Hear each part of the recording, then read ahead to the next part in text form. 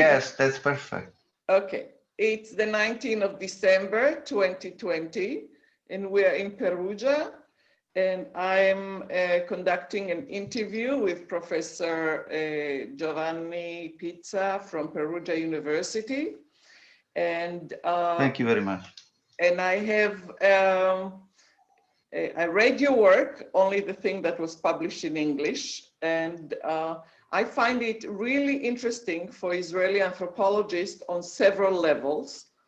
And I made a kind of a schedule, and let's begin, and we will have like 5 segments. I would mark, you know, be specific about the question, and so we can proceed in an orderly fashion. So I want to begin with your, the main character of Italian anthropology that I learned from your writing is Ernesto De Martino. And with, yes, I want to introduce the Israeli audiences to this key person in Italian anthropology, and just frame it and then ask you a question about him. So, thank you. De Martino was born in... I will try. De Martino was born in 1908 and died in 65. And his major work, that is completely the classical work in Italian anthropology, was carried out in 1959. And the issue that he focused on, the term is tarantismo. And tarantismo is a spider bite possession ritual that he documented in his work, published under the title La Terra del Rimorso, or The Land of Remorse, in 1961. So he actually died, yes, very soon after the publication of this classic work. Now, you write that his important work was translated into Spanish and French, but not into English. And we will get back to this idea about the ability to hear about other anthropologists across that boundary of the language. But I want to ask you a little bit more about the important and the unique thesis of De Martino, because you said that this phenomena that is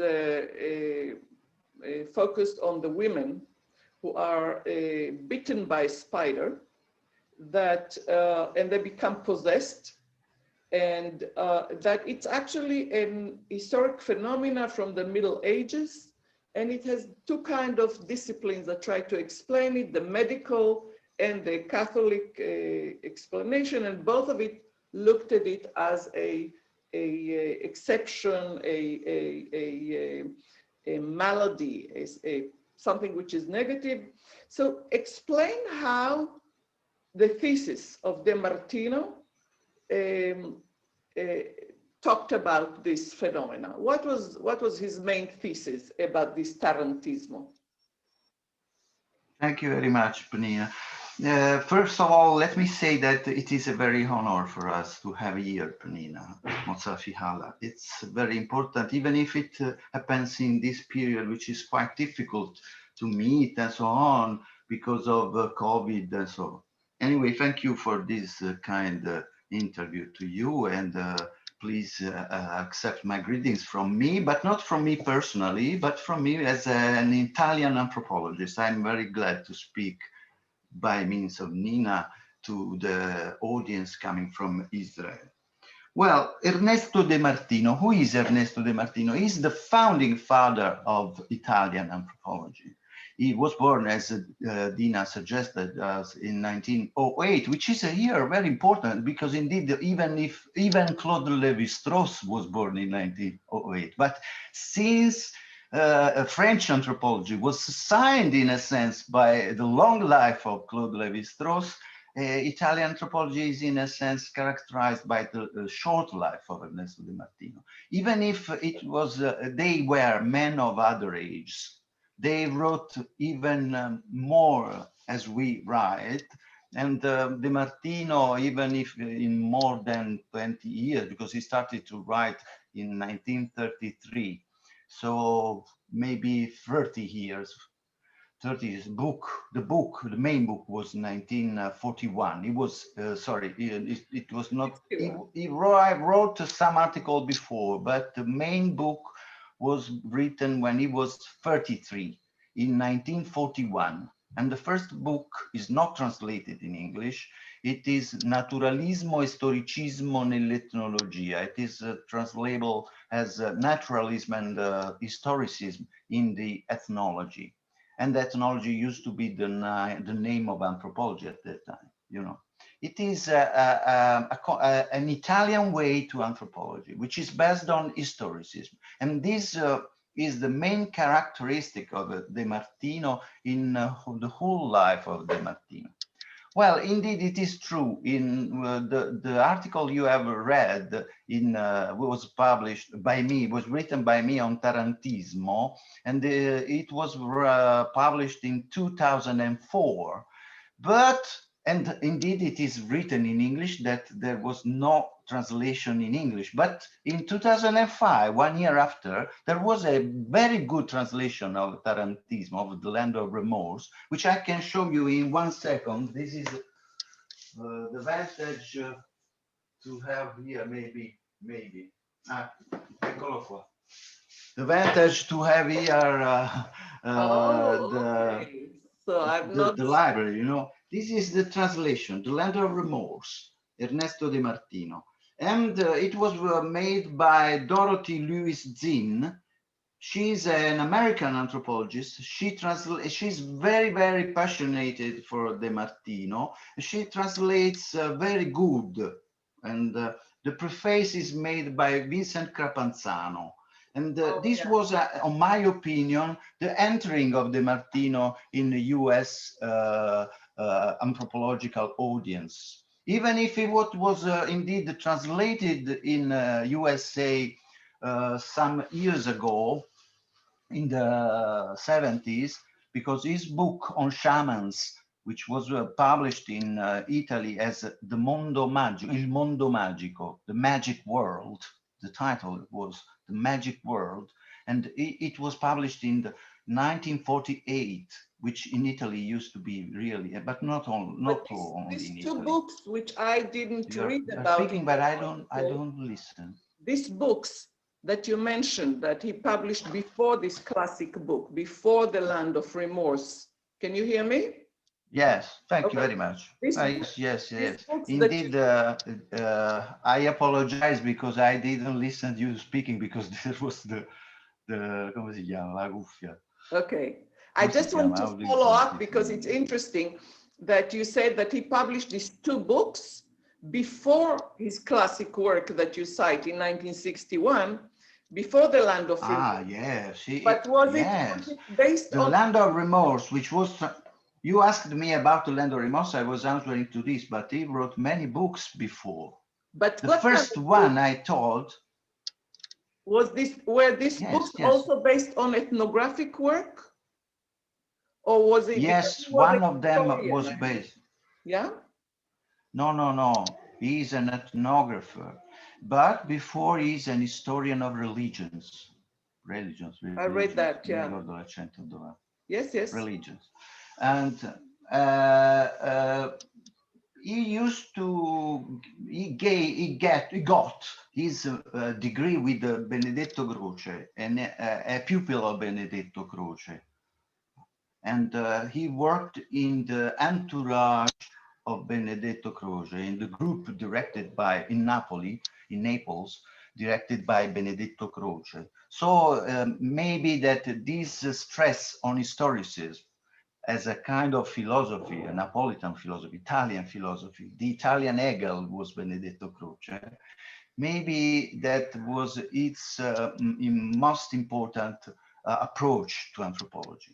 And his first book is not based on ethnography. It is a way of making some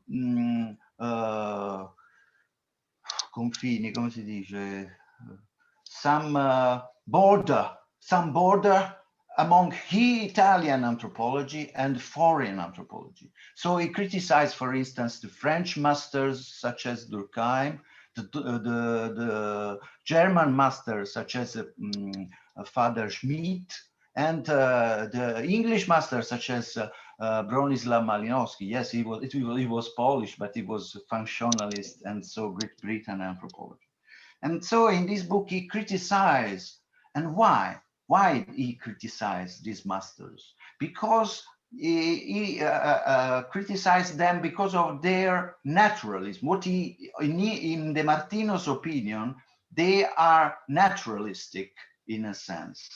And also he criticized for another reason. And the second reason, which is very important, is that De Martino criticized the masters of anthropology at that time because they did not use a methodology based on history.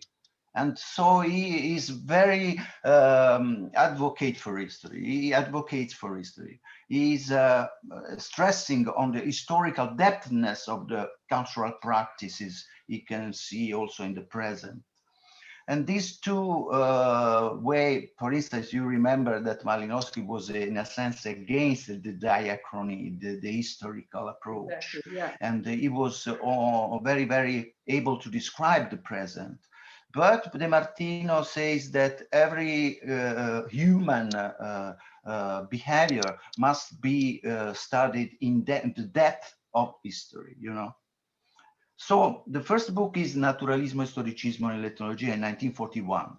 The second book, the second important book, was published in 1948. And it was published in this year, which I was telling to you is very important for Italy, because in 1948, another book was published for first time. It was Antonio Gramsci's notebook, which is very influential all over the world. I would get to the connection Yes. between Gramsci and De Martino, but I just wanted to start. Yes, there is a connection between Gramsci and the Italian anthropology above all, because, you know, Gramsci is the one who substituted the idea of culture to the idea of economy and structure, economical structure, as a base of culture. Wait with Gramsci. I just want you to go on a little bit with De Martino. And what I still don't understand is, where did he do the ethnography of these early books? Because this book of the land of you still don't understand. But please tell me how much time we have, so I will organize my thoughts. Total, we want to have like an hour, a little bit more than an hour. But I have okay. 5 different segments that I want to follow up. So just... Yes, I know that you are interested in De Martino as an ethnographer, and indeed he was.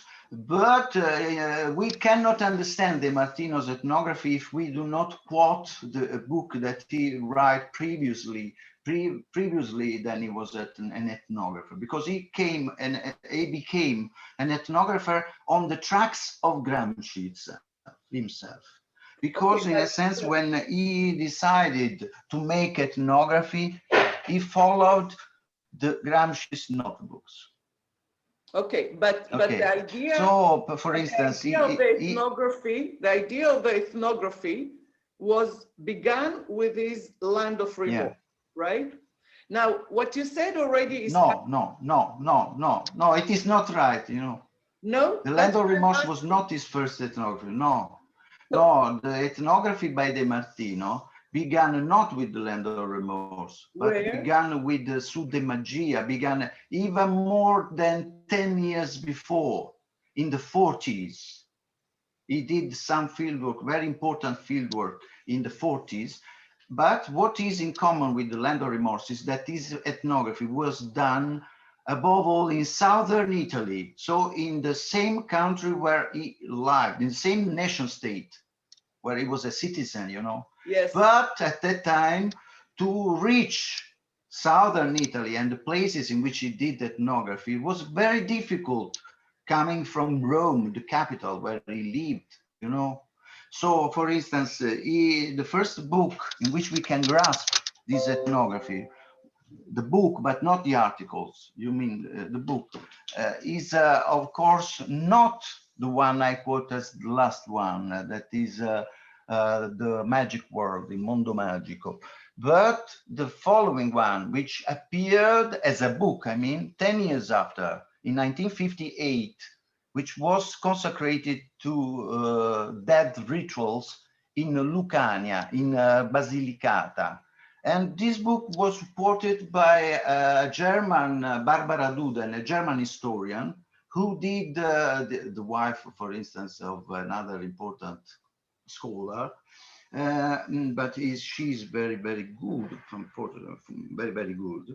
And she published a book on the bibliography of the body. And this book written by De Martino on the ethnography of dead rituals in southern Italy, in Lucania, that is the region of now called Basilicata, was considered as a pioneering book in the study of gesture, as he tried to study the weeping of women. And so he tried to study the gestures of rituals. And it is a very important book, which now is also translated in French, and we have to discuss it and so on.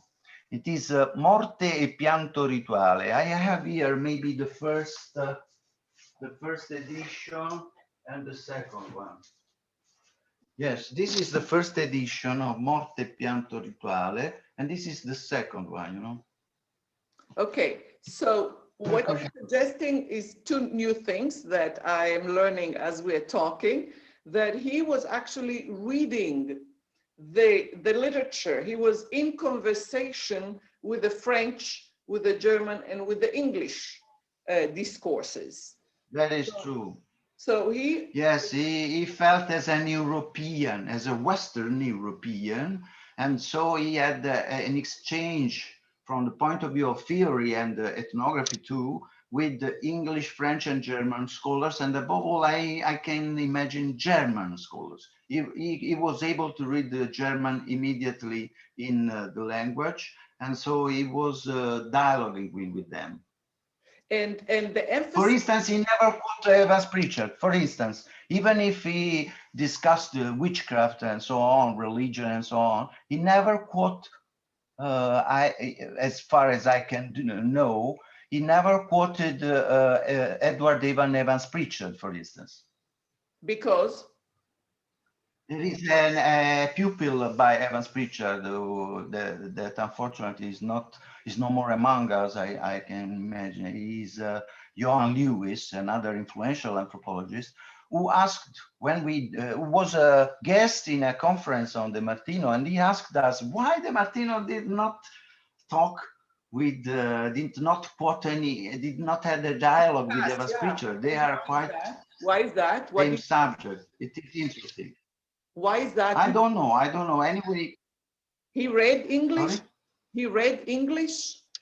Yes, he was able to read English, but in a sense, unfortunately, I think he was not able to consider him as to consider Italy as a province of United States, Yeah, we'll get. Maybe that he had this prejudice against the United States, maybe. That's a major question that I want to follow next. Okay.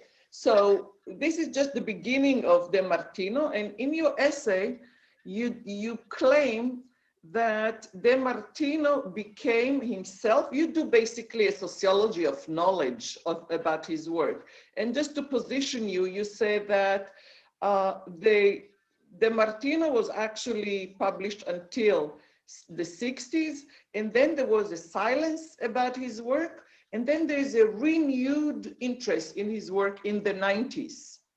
And there is Rossi, who wrote something in 70s, Sepili, that we'll talk about him, in 95. And then you heard in a conference organized by this Italian woman, Clara Gallini, that she actually revived the interest in De Martino. And so you went back to the same village, to the same sites where De Martino did his work, his field work in the south of Italy.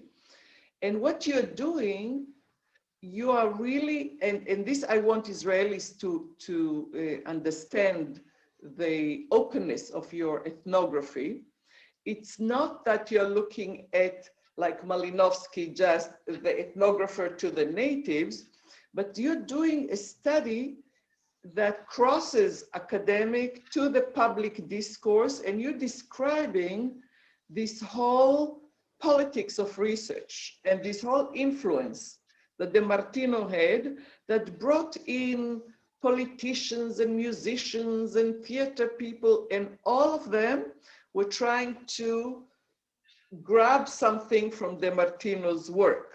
So you're basically studying the kind of the politics of the impact of De Martino's work. Is that correct? Which I find extremely interesting, what you're doing there. And you said that— Yes, thank you for this. Go ahead, go ahead. Okay.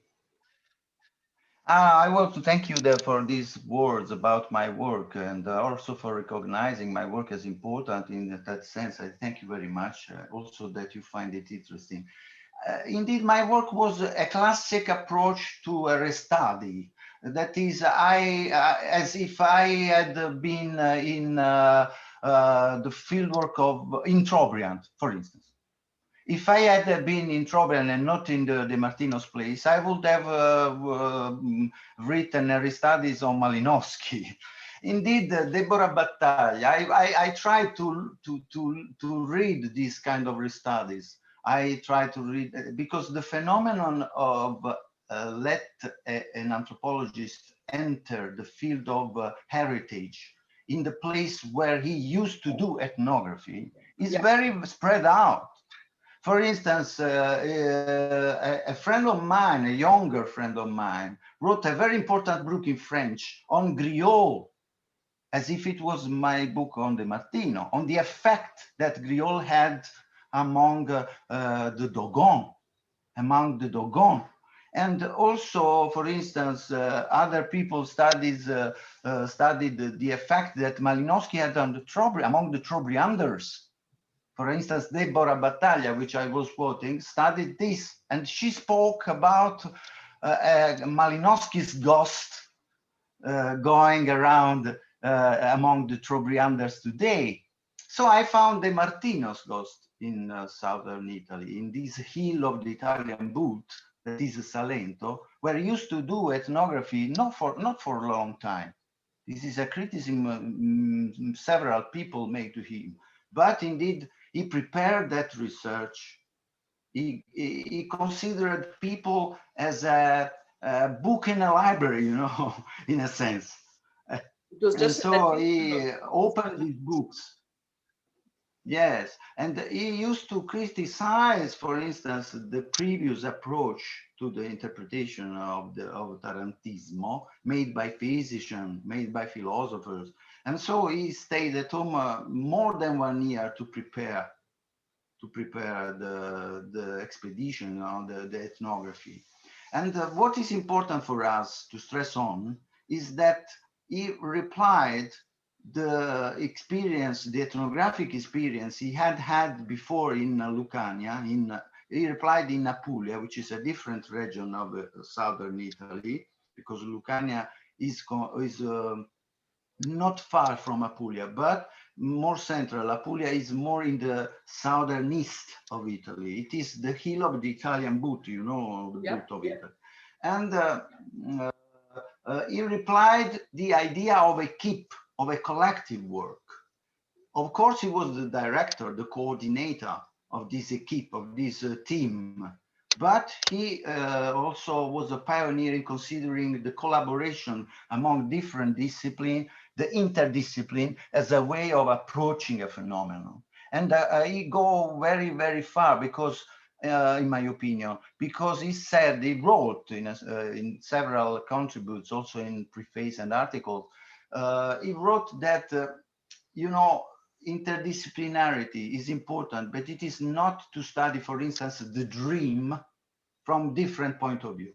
It consists in studying the same thing from different point of view, but not separately, but in a team, in common, and discussing.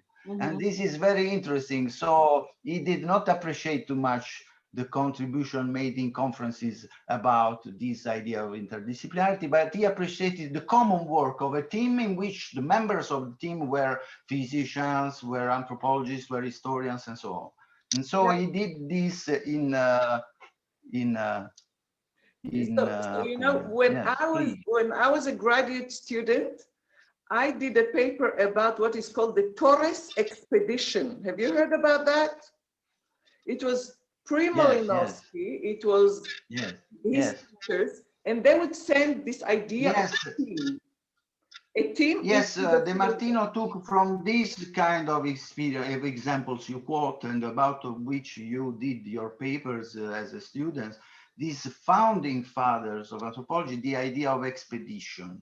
And also, indeed, when I said that we are glad to him, we are grateful to him because of the idea that he founded this collective work, I mean in a modern sense, in a more modern sense, that is not the expedition, the classic expedition, but is something more near to the collaborative ethnography about which are writing, for instance, Douglas Holmes and George Marcus. So in a sense, he was looking ahead and not on its shoulders. So you're saying that two major things that actually set him apart from the English tradition, from the Malinowski and from actually the American is also a bit different. I mean, the Boasian school, but Margaret Mead actually also epitomized the idea of the lone ethnographer who is studying the present and for a long time. That's the model that I was trained on in English-speaking anthropology. So you already are setting apart the whole notion about a team that is interacting to discuss a project from various perspectives, right? The other question is that you said that he rejected the notion of the contemporary as the sole interest of anthropology, and really spoke about as you said, the interviewees are just another kind of database, that he worked a whole year before he went to the field to do all this historical study before he added the ethnographic data, right? So it was not just a logistical difference, but it was basically an epistemological difference. The idea of ethnography, not in the English tradition as contemporary lone ethnographer who gets all the credit, you know, and then you come and do a restudy. So these two, did I get it right? That these two are kind of very different traditions that De Martino was embodying in Italian ethnography. Do you think that? Yes. Indeed, he was against Anglophone anthropology. In a sense, I am one who says that De Martino had some prejudice, prejudice. Yeah. He was against, yes, in a sense, he was very much critical. But in a sense, I must also admit that I am the nephew of De Martino on my little approach, indeed. But I am inheriting this kind of adversity against US anthropology. Indeed, US anthropology is very important. The most important radical and critical approach comes from USA, and I know we translate in Italian so many anthropologists coming from USA, and we know that they are too much. But for instance, let's say there is a great problem against which I am convinced to be indeed something who says some words against. There is a big problem, and the problem is that one who, according to which raised up the problem of world anthropologists. Because, for instance, if you say, and I read each year the annual review of anthropology, And each updating of anthropological approaches, which are done all over have only in Anglophone bibliography. Yes. For instance, also this kind of interview, we have to speak in English. Io non posso parlare in italiano. I cannot speak in Italian. You cannot speak in Israeli. Of course, it is not a bubble idea, but the idea is that publishing in Italian, also to you, you have said that the Land of Remorse was not translated in English because you could read only my article of 2004. But if you had read the book in Italian of 2055, but it is in Italian, unfortunately, you had known that the De Martino had been translated even too much, even much more. Okay. And for instance, this is what does this means, and I close this answer. It means that to publish in Italian means to keep the secret on. So we have to go beyond this kind of secret. We have to publish in English. Okay, we'll publish in English. Okay. This issue, I think, is very interesting for both of us, because in Israel, it's also a main issue. You know, we don't speak English unless, just like you, we have to study it as a foreign language. And to what extent do you, even in the politics of academic promotion, to what extent you have to relate all the time to what the issues are, the questions are coming from the Anglophone world, you know? So that's... Yes, I react against this. But I am not very, very weak to this. I react. Indeed, for instance, let's make an example, a concrete example. For instance, Anna Tsing is one of the most influential critical anthropologists coming from USA, and she wrote a book called Frictions. This book is very, very advertised in Italy, even if not translated still, but it is very known, very read, very much read in Italy, this book. I hate this book. I can say to Anna, if you can see, Perché? please say that I'm critical about this book. Why? Because in this book, she made, I think, which in my opinion is to be criticized. For instance, she considers, of course, Michel Foucault as a master of thought in anthropology, for critical anthropology. Indeed, there is persons, anthropologists who consider that, and I too, I am among them. I am among them. But in the first book she wrote, she also recognized Antonio Gramsci, and she recognized Foucault. She quoted both. She quoted Gramsci for having settled the idea of hegemony and subaltern studies.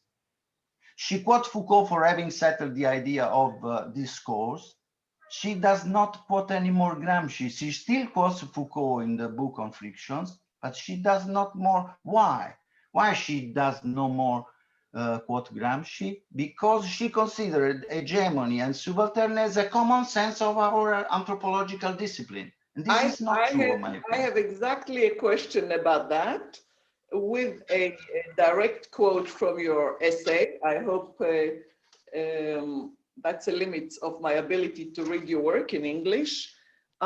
Here, you said in your article that was published in 2012, you said, hegemony has been the Gramscian concept that has received most attention, but it is also the most misunderstood. I want my listeners to listen very well to what you're saying. Sometimes it is interpreted solely as the function of domination exercised in the framework of opposition between the hegemonic and subaltern classes. This dichotomy is misleading, you say.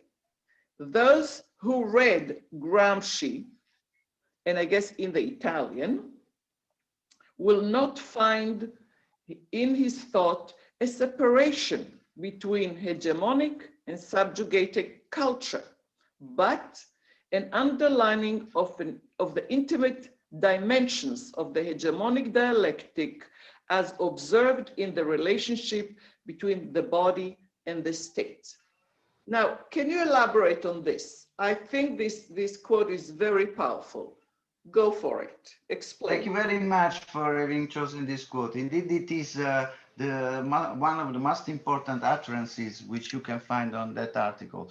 I have also to say for those who listen to us that the article that Peniina read is an article published on Anthropology and Medicine 8 years ago. And then it was important for me, so I am also not so fast in studying and writing. So I rewrite it several times, and now it is published in a book which went out some months ago, starting to lock down in February and early February.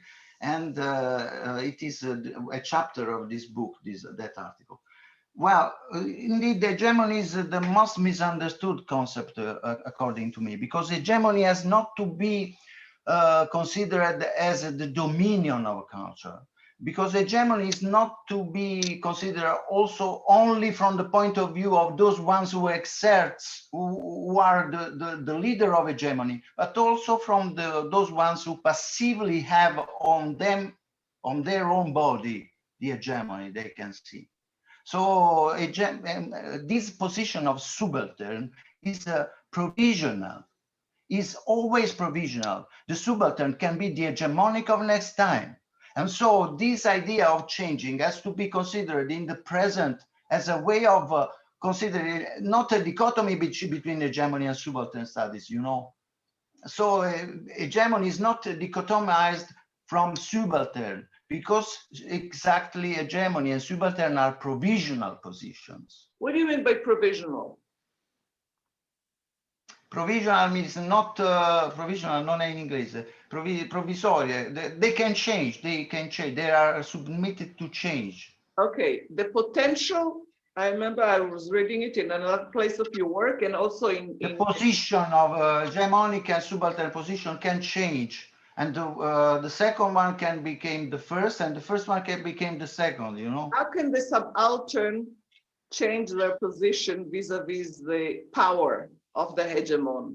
I mean, I read your colleague's work. I guess he did work, Massimiliano Minelli, and he speaks also about this Gramscian insight that look at the subaltern's ability to change the situation, the potential of transformation of the subaltern position. Now, this is an issue that you know is very interesting to me, both this and the notion that you're talking about the embodiment, about you even speak about the way that Gramsci spoke about the biopolitics a generation before Foucault and Bourdieu. You said about that Gramsci developed a living theory that reflects its constitution in the concrete experience of real life. Now, I'm extremely interested in this notion. I mean, I find myself, and I said to my Israeli colleague, that I find this whole discussion about Gramsci and subaltern and embodied experience in Perugia between you and Minelli and even Kunzler to be extremely relevant for my work. But I don't honestly, I see the potential of the subaltern to resent some hegemonic dictation or maybe reinterpret, but to what extent can the subaltern really change completely the game like you're describing? Can you speak more about that, about your interpretation of the potential of Gramsci to really give the subaltern? Yes, of course. Thank you very much. First of all, let me say that Massimiliano Minelli and me and also Alex is more recent, but have an exchange or have a dialogue on Gramsci's interpretation, which is remonts at 20 years ago when I started a seminar, to give a seminar on a direct rereading of Gramsci. Let me say also that, for instance, Bourdieu was born in 1931. Foucault was born in 1926. Gramsci was born in 1891. So it is right that you say a generation before. Of course, it is. And thank you very much for having recalled. On my opinion, Foucault and Bourdieu are considered, and they are rightly considered, the masters of critical thought, never quoted Gramsci. Never quoted Gramsci, and this is not good, on my opinion, because Gramsci says many things. You said, reading my book, about reading my article, but you said, and I think that you agree on this, that Gramsci can be considered as the main suggester of biopolitical approach. Before Foucault, exactly, biopolitics there is a biopower to be considered in Gramsci. And this is very important, this biopower, this Gramscian biopower. The idea that the body and the state are linked in a sense. He studied this from a Marxian point of view on the la catena di montaggio, how do you say, on Fordism factories, in Fordist factories, which is the first phase of capitalism. But I want to answer to your question, why and how subaltern can become hegemonical in a sense. This was the yes, question, no? Yes. Yes, indeed, we inherited, when I say we, I say Massimiliano and I, inherited this approach from the teaching of another master who used to be an assistant of Ernesto De Martino, and he was Tullio Seppilli. And we studied this in medical anthropology, which is our common specialization. Massimiliano is specialized on mental health. I am specialized in medical approach, in medicine, in clinical approach, clinical ethnography. You work on and we can say that in that case, subaltern may be the patients, but when patients recover, they are no more subaltern at all. But if we want also do the exact example, not metaphorical one, not a metaphorical answer, we can give a literal answer to your question, how subaltern can become hegemonic. We can say that we still believe in the revolution, possible revolution. We still believe. Okay, that's interesting. Let me push a bit more about Gramsci. You said that the relevance of Gramsci is his anti-essentialist way of reasoning about what he called, especially the term second nature. You said Gramsci really rejected this whole notion of second nature. Can you speak more about that?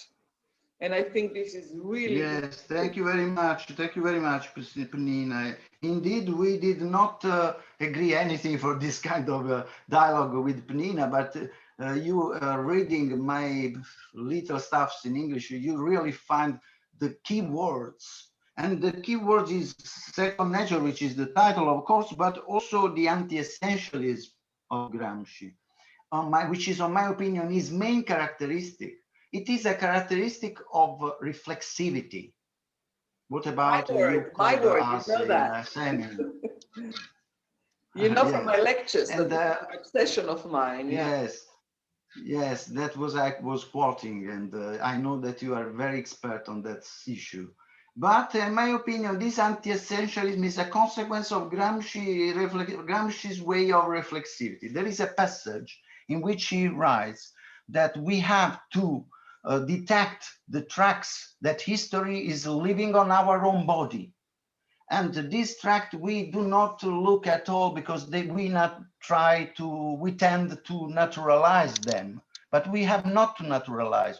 We have to denaturalize. So denaturalization, de-essentialization, the idea of studying the body not as a body, but as but detecting the components of the body. Because even if the word body seems to him too much essentializing, you know. So this kind of deconstructionism ante litteram is, in my way, the main contribution that Gramsci can give us to anthropology. So you have different way of looking at Gramsci in Italian anthropology. Gramsci, who is stressing on popular culture, and it is not my Gramsci. But the Gramsci who is stressing of an idea not dichotomized, I stress, not dichotomize hegemony and subaltern. This is the Gramsci I prefer. This reflexive and anti-essentialistic Gramsci. Second nature, okay. Second nature. Second nature is a concept, a Gramscian concept. And in a passage, he says, but we speak about habits as a second nature. We say that an habit is coming to be a second nature. For instance, we have the habit to smoke. It is a second nature. But the first nature, says Gramsci, are we sure that it was the first nature? This is very interesting in the sense that we said before. Right. It's historically constituted, that you cannot essentialize something natural, right?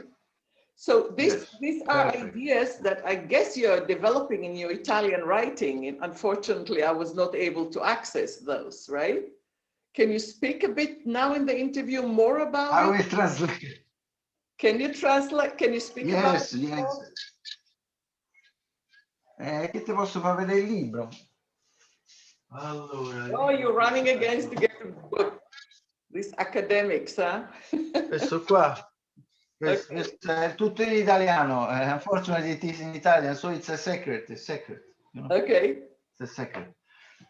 I will try to sum up this book in English, but indeed, second nature is, on my opinion, indeed the heart of the question, because Gramsci is suggesting us many ways of doing anthropology. He has a sort of, in a sense, he also speaks literally in terms of anthropology, when he says that we have not to follow the dialectic materialism, the historical materialism, literally, in the sense of starting from the economic structure to understand the culture. That was, you saw also the precise consideration made by Engels, according to Marx, because Marx was accused to be deterministic. And Engels said, no, there is not a determinism between the economic structure and the culture and the social structure. There is no determinism. And Gramsci is showing among the most important influential European Marxists, such as, for instance, Lukács in Hungary or Benjamin in Germany and so on. Gramsci is the most important, on my opinion, but also on the opinion all over the world, because he's even more read and translated than the previous one I quoted. And indeed is showing us that it is possible, what is possible, that culture can be studied autonomously, not as a derivation from economical approach, you know? And this is, in my opinion, a vocation for contemporary anthropologists. And I think that even if this book, which is indeed also unuseful maybe, but Gramsci writings, I can invite everybody who will listen to us to read Gramsci's writings directly, because it is possible to do it in English.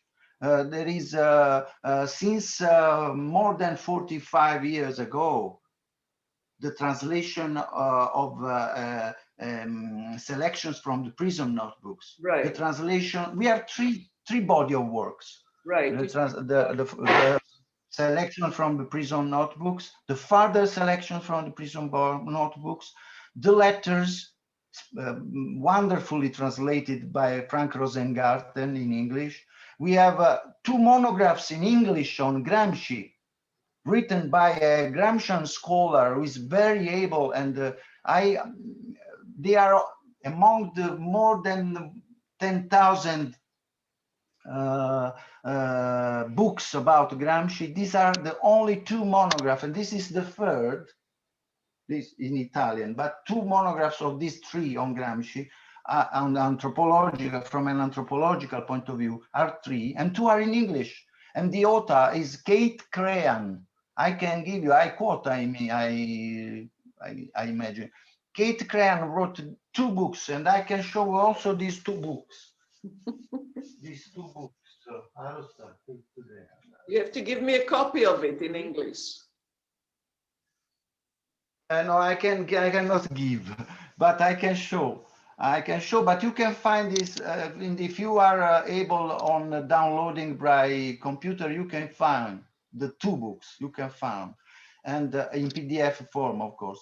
This is the first book at the beginning of the new millennium, written by Kate Crean, and I invited her because I discovered that while we were doing our seminar in Perugia on Gramsci, she was doing a seminar in New York titled An Anthropologist Reads Gramsci, which was for us music, you know. So we invited her and we made a conference with her, which we recall as one of the best conference we had ever had in Perugia. And then some years ago, 4 years ago, he wrote another book on Gramsci's Common Sense, in which he does a comparison between Gramsci and Bourdieu, which is very, very important for us. Unfortunately, she said in the first mail that she is not able to read any page of Italian, any word of Italian. So she worked indeed very, very good on Gramsci, working on the translation of Gramsci. So this is a peripheral characteristic, but it is very important. It means that we can study Gramsci without read Italian. And this is, indeed, it is not good. You said that it is better to read Italian. Of course, it is as if we studied Talcott Parsons reading it in Italian, but it is written in English, you know. Anyway, it means that anyway we can work directly on reading Gramsci, because another Gramscian scholar who lives not too far from here in Perugia is the editor not only of the further selection notebooks, but he is also the editor, the publisher, or the translator of the letters that Gramsci wrote not from the prison, because we have 3 blocks of works by Gramsci. The articles he wrote as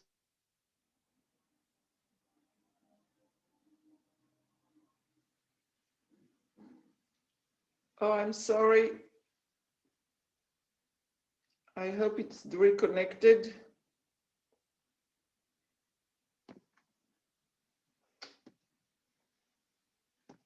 Gianni, it's disconnected.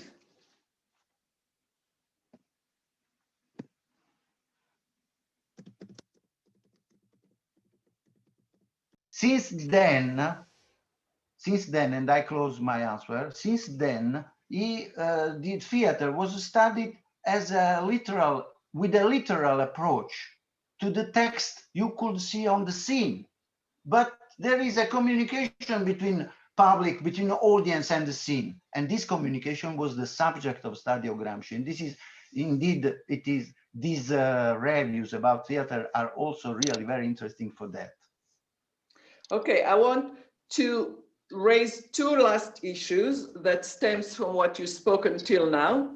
The first one is a quote from Clara Gallini that really in that conference in '95 encouraged Italian anthropologists to produce what she called a national anthropological identity.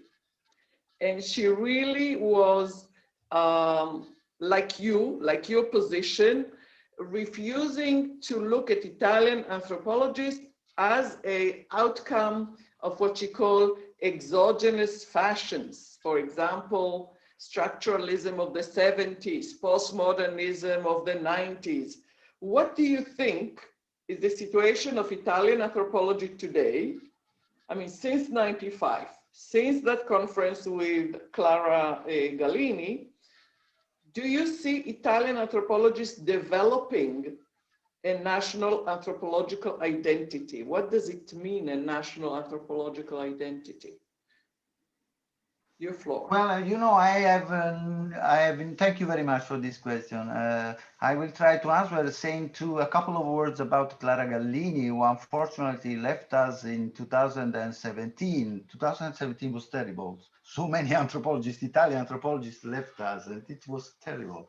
So I decided, since I had been in that year the new director of an Italian review that is medical anthropology, I decided not to make obituary anymore. Not to make obituary anymore. We are a journal which does not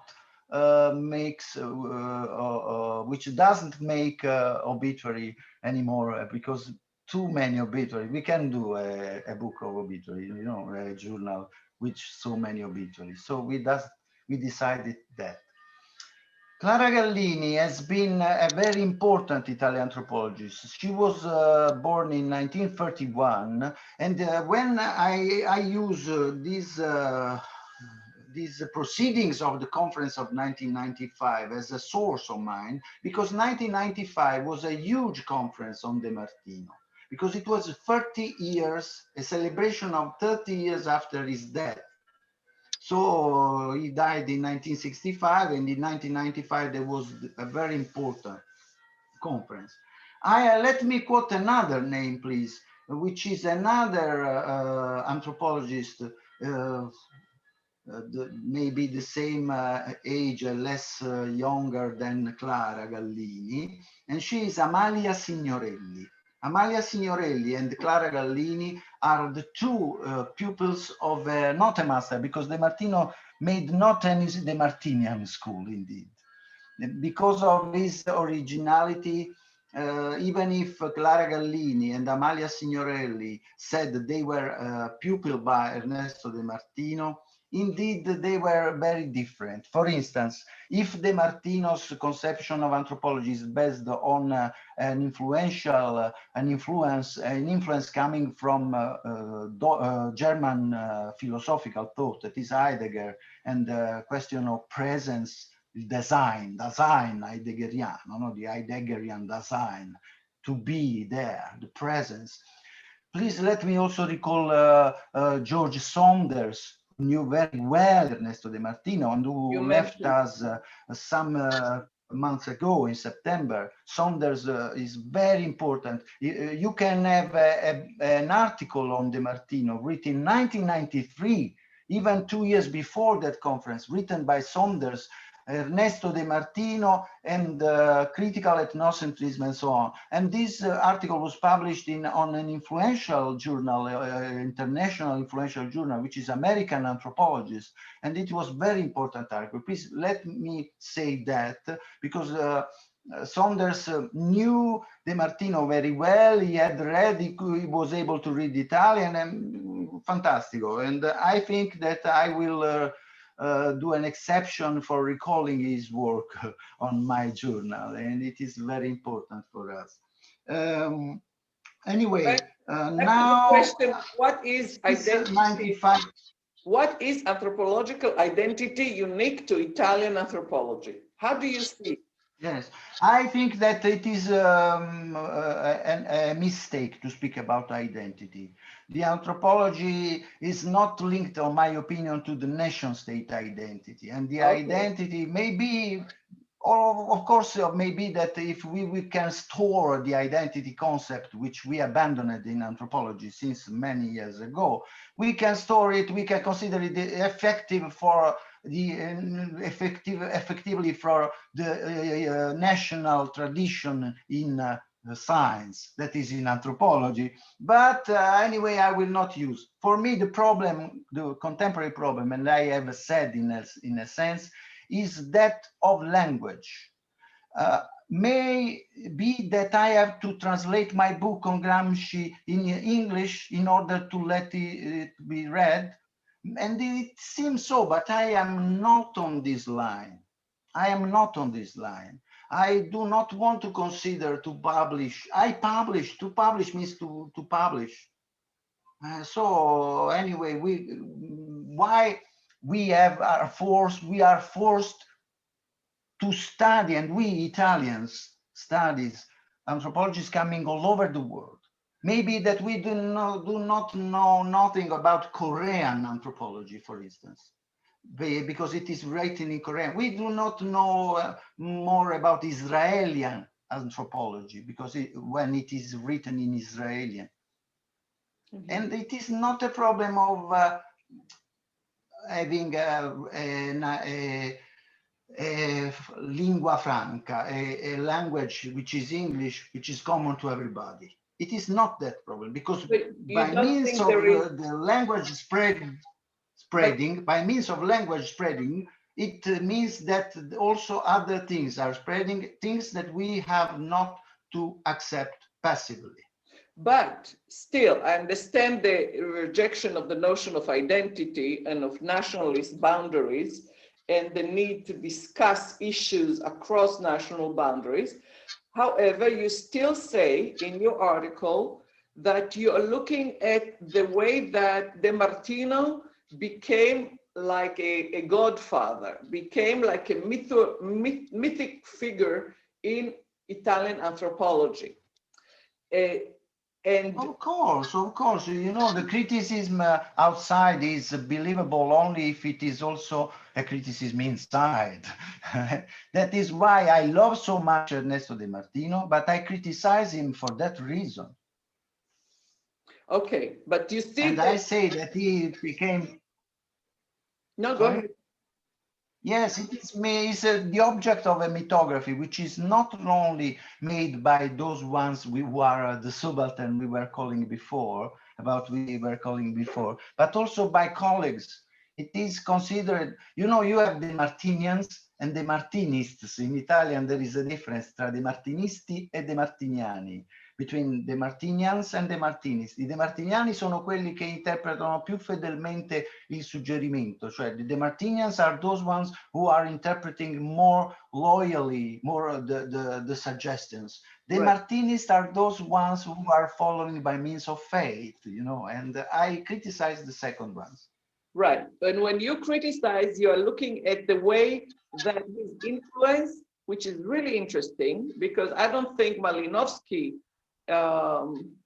spread into television and the stories and theater like De Martino, maybe a little bit Margaret Mead, but in a much less intellectual manner. And then you trace, this is the other direction, not what I call the sociology of knowledge, of how Italian anthropology developed from Gramsci, from De Martino, from throughout this kind of generation. But you also look at this whole industry of people, going back to his field work, that made the spirit, the possession of these women into now a festival. And people are claiming, you know, it became like a popular dance.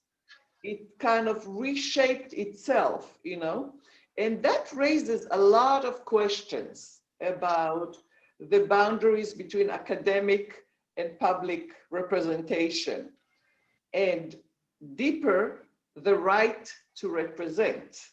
What I find very interesting is you trace several people, like theater performance and filmmakers and local politicians, but then you trace one guy who said, in my family, they perform this ritual. So I am the authentic native anthropologist. And so this question of the right to represent, what do you make of this? I mean, this is a big theoretical question, of course, in this crisis of representation, you know, of Marcus and Fisher and all these guys. Where does it leave? You are going so deep. I thank you very much. You are going so deep in this interpretation of my work.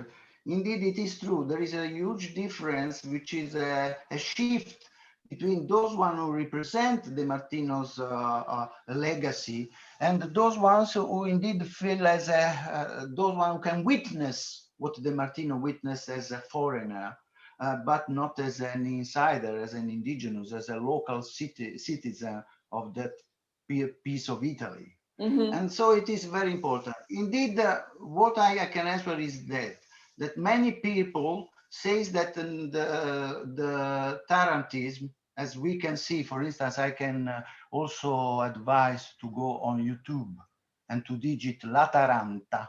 La Taranta. There are so many films and very important.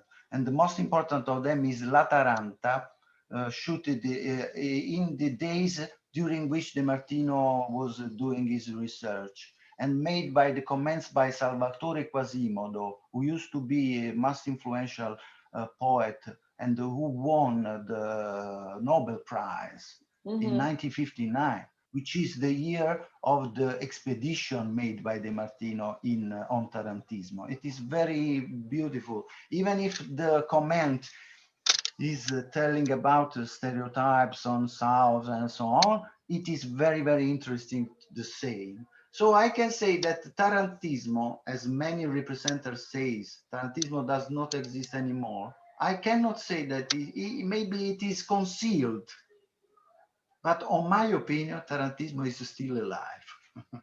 Okay, you raised that. So maybe that other people can witness this. Other people can witness, not foreigners. Because I'm going to the last dive into your work and into you and your connection to anthropology.